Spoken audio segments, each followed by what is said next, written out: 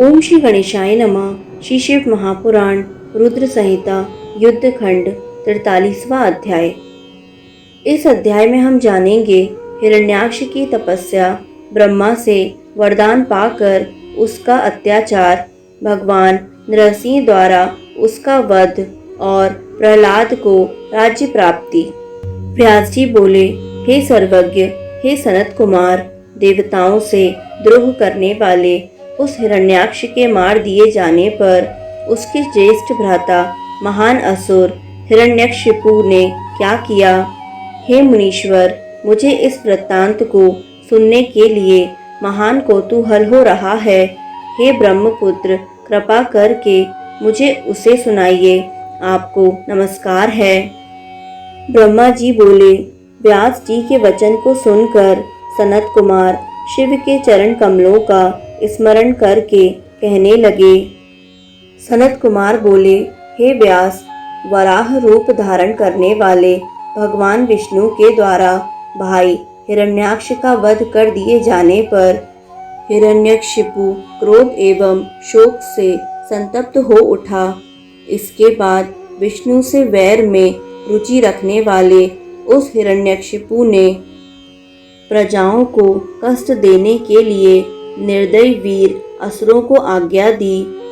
तब वे निर्दयी असुर अपने स्वामी की आज्ञा प्राप्त कर देवताओं तथा प्रजाओं को कष्ट देने लगे।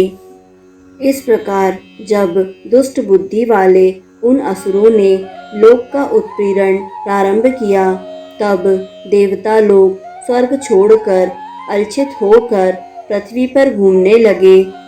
हिरण्यकशिपु ने भाई के मर जाने से दुखित होकर उसे तिलांजलि आदि प्रदान कर उसकी स्त्री आदि को सांत्वना प्रदान की। इसके बाद वह दैत्यराज अपने को अजर अमर, अजेय और प्रतिद्वंदी रहित जानकर एक छत्र राज करने लगा।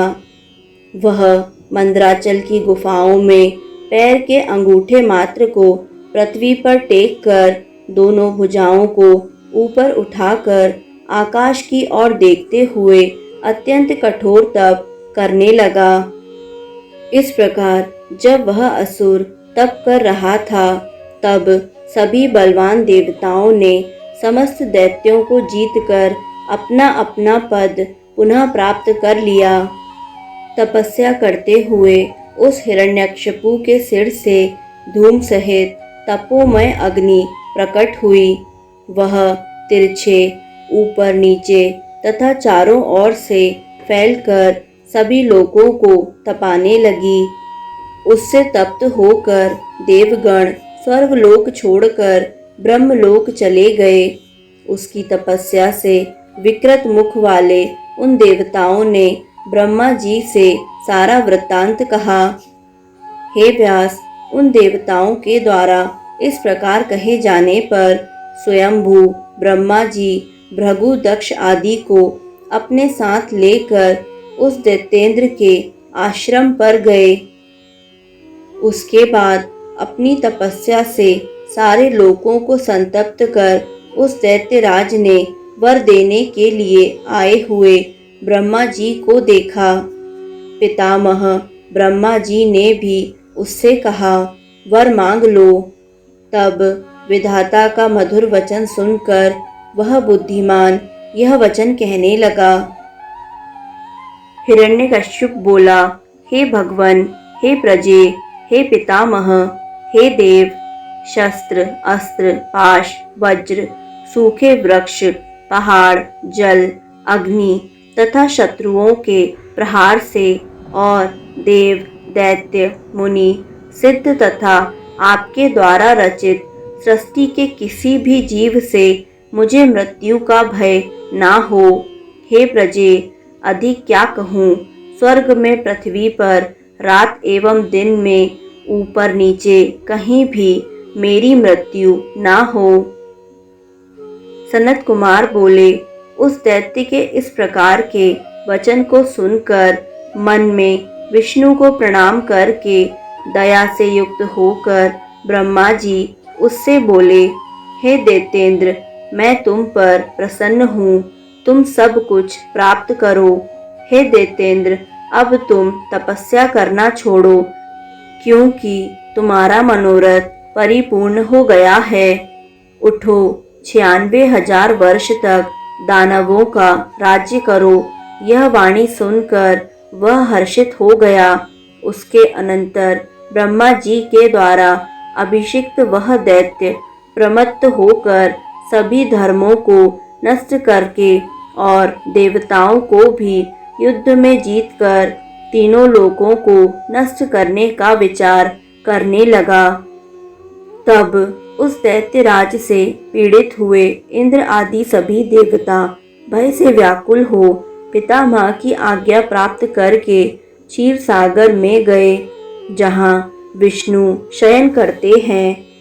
उन्होंने विष्णु को अपने लिए सुखदायक जानकर अनेक प्रकार के वचनों से उनकी स्तुति करके प्रसन्न हुए विष्णु से अपना सारा दुख निवेदित किया। तब प्रसन्न विष्णु ने उनका समस्त दुख सुनकर उन्हें अनेक वरदान दिए और शैया से उठकर अग्नि के समान तेजस्वी उन्होंने अपने अनुरूप नाना प्रकार की वाणियों से आश्वासन देते हुए कहा कि हे देवताओं, आप लोग प्रसन्न होकर अपने अपने स्थान को जाएं, मैं उस दैत्य का वध अवश्य करूंगा। हे मुनीश्वर, विष्णु का वचन सुनकर इंद्र आदि सभी देवता अत्यंत प्रसन्न हो गए और हिरण्याक्ष के भाई को मरा हुआ मानकर अपने अपने लोक को चले गए। तदंतर महाजटायुक्त विकराल तीखे दांत स्वरूप आयुध वाले तीक्ष्ण नखों वाले सुंदर नासिका वाले पूर्णतः खुले हुए मुख वाले करोड़ों सूर्य के समान जाज्वल्यमान अत्यंत भयंकर, अधिक क्या कहें, प्रलयकालीन अग्नि के समान प्रभा वाले वे महान विष्णु जगन्मय नरसिंह का रूप धारण करके सूर्य के अस्त होते समय असुरों की नगरी में गए। अद्भुत पराक्रम वाले नरसिंह प्रबल दैत्यों के साथ युद्ध करते हुए उन्हें मारकर शेष दैत्यों को पकड़कर घुमाने लगे और उन्होंने उन असुरों को पटक कर मार डाला। दैत्यों ने उन अतुल प्रभाव वाले नरसिंह को देखा और उन्होंने पुनः युद्ध करना प्रारंभ किया। हिरण्यकशिपु के प्रहलाद नामक पुत्र ने नरसिंह को देखकर राजा से कहा, यह मृगेंद्र जगन्मय विष्णु तो नहीं है। प्रहलाद बोले, ये भगवान अनंत नरसिंह का रूप धारण कर आपके नगर में प्रविष्ट हुए हैं, अतः आप युद्ध छोड़कर उनकी शरण में जाइए। मैं इस सिंह की विकराल मूर्ति को देख रहा हूँ। हे दैत्येंद्र, इनसे बढ़कर इस जगत में और कोई योद्धा नहीं है, अतः इनकी प्रार्थना कर आप राज्य करें। तब अपने पुत्र की बात सुनकर दुरात्मा उससे बोला, हे पुत्र, क्या तुम डर गए हो? पुत्र से इस प्रकार कहकर दैत्यों के स्वामी उस राजा ने महावीर श्रेष्ठ दैत्यों को आज्ञा दी कि हे वीरों, इस विकृत भ्रकुटी तथा नेत्र वाले नरसिंह को पकड़ लो। तब उसकी आज्ञा से पकड़ने की इच्छा वाले दैत्य श्रेष्ठ उस सिंह की ओर जाने लगे, किंतु वे क्षण भर में इस प्रकार दग्ध हो गए जैसे रूप की अभिलाषा वाले पतंगे अग्नि के समीप जाते ही जल जाते हैं। उन दैत्यों के दग्ध हो जाने पर वह दैत्यराज स्वयं सभी अस्त्र शस्त्र शक्ति पाश अंकुश अग्नि आदि के द्वारा नरसिंह से संग्राम करने लगा। हे व्यास, इस प्रकार शस्त्र धारण कर गर्जना कर क्रोधपूर्वक परस्पर युद्ध करते हुए उन दोनों महावीरों का ब्रह्मा के एक दिन के बराबर समय व्यतीत हो गया। उसके बाद अनेक भुजाओं को धारण कर चारों ओर से युद्ध करते हुए उन नरसिंह को देखकर वह दैत्य पुनः उनसे सहसा भिड़ गया। तब वह महादैत्य नाना प्रकार के शस्त्रार्थों से अत्यंत दुस्सह संग्राम करके उन शस्त्रार्थों के शीर्ण हो जाने पर शूल लेकर नरसिंह पर झपट पड़ा। इसके बाद नरसिंह ने पर्वत के समान अपनी अनेक कठोर भुजाओं से उसे पकड़ लिया और भुजाओं के मध्य दोनों जानुओं पर उस दानव को रखकर मर्मभेदी नखाकुरों से उसके रत्नकमल को फाड़कर उसे लहूलुहान करके उसके सभी अंगों को चूर्ण कर डाला। प्राणों से रहित हो जाने पर वह उस समय काष्ठ के समान हो गया। उस देव शत्रु के मारे जाने पर अद्भुत पराक्रम वाले विष्णु प्रसन्न होकर प्रणाम किए हुए प्रहलाद को बुलाकर उसे राज्य पर अभिषिक्त करके अनंतर अंतर्ध्यान हो गए।